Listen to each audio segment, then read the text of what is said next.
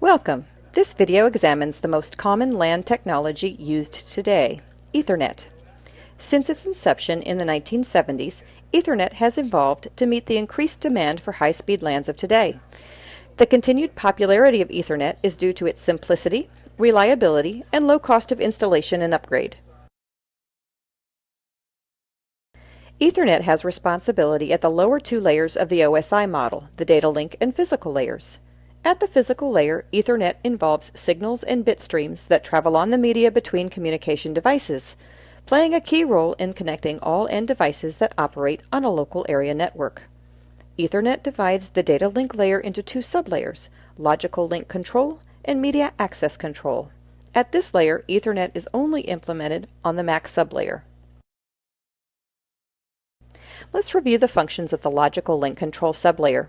The LLC's primary responsibility is to communicate with the upper levels of the OSI stack by handling the communications between software and hardware. The LLC sublayer takes network layer packets from layer 3, identifies the protocol, and then encapsulates the packet with control information, thus creating a layer 2 frame, and sends it to the MAC sublayer. An important feature of the LLC sublayer is that it is implemented in software and thus independent of physical equipment, increasing Ethernet's capability to be compatible with many different types of media. After the LLC processes a frame, it sends that frame to the lower data link sublayer called the Media Access Control sublayer.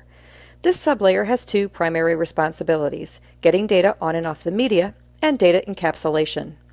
To understand how data is placed on and removed from the media, we must first understand that Ethernet is a multi-access bus, meaning that all devices on a network share the same medium, as illustrated in this video.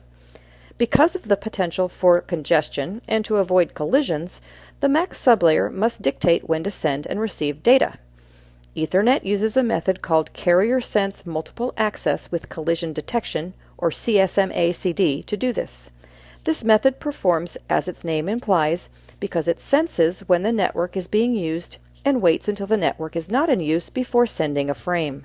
This method reduces the chance of collisions of frames on the network, as there is only one frame on the network at a time.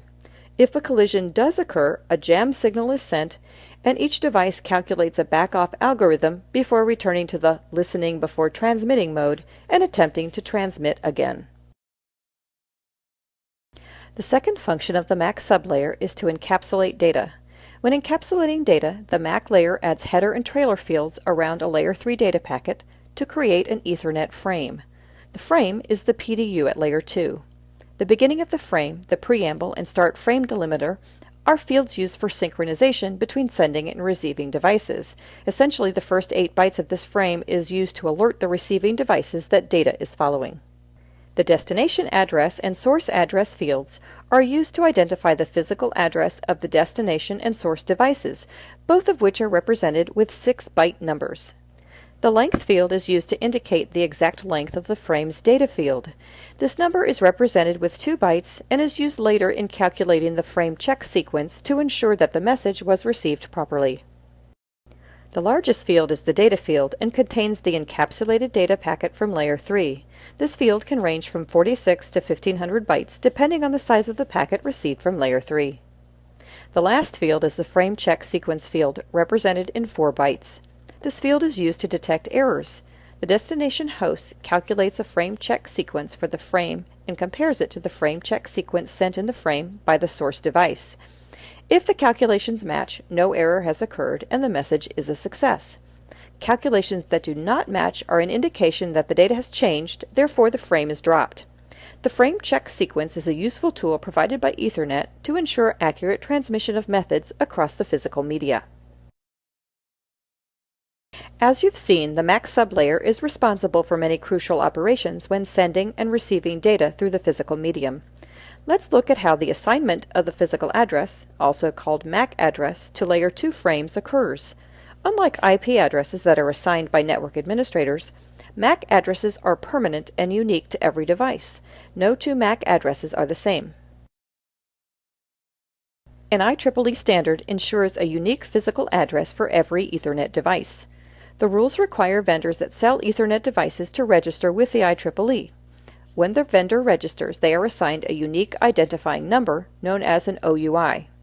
IEEE requires the vendor to follow two simple rules. First, that all MAC addresses assigned to the NIC or other Ethernet device must include that vendor's OUI as the first 3 bytes. For this example, the vendor is Cisco. Second, all MAC addresses must be assigned a unique value or serial number in the last 3 bytes. You've seen how Layer 2 Ethernet functions. Let's overview the physical standards. Ethernet is covered by the IEEE 802.3 standards. 4 data rates are currently defined for operation over optical fiber and twisted pair cables. These are 10 megabit per second, called 10 base T Ethernet, 100 megabits per second, or fast Ethernet, 1000 megabits per second, or gigabit Ethernet, and 10 gigabits per second, or 10 gigabit Ethernet. You see that each of these flavors of Ethernet can be implemented over different physical media, and each has different characteristics and limitations. A network engineer needs to know which implementation is best under specific network situations. Generally, because of cost, copper is used within buildings at the access layer, and optical fiber is used between buildings and for horizontal cable runs. Clearly, since Ethernet is the most popular LAN protocol in use today, a network engineer needs to understand the functions of the Ethernet protocol at the data link and physical layers of the OSI model. Practice setting up Ethernet LANs so you can improve your Layer 2 and Layer 1 troubleshooting skills.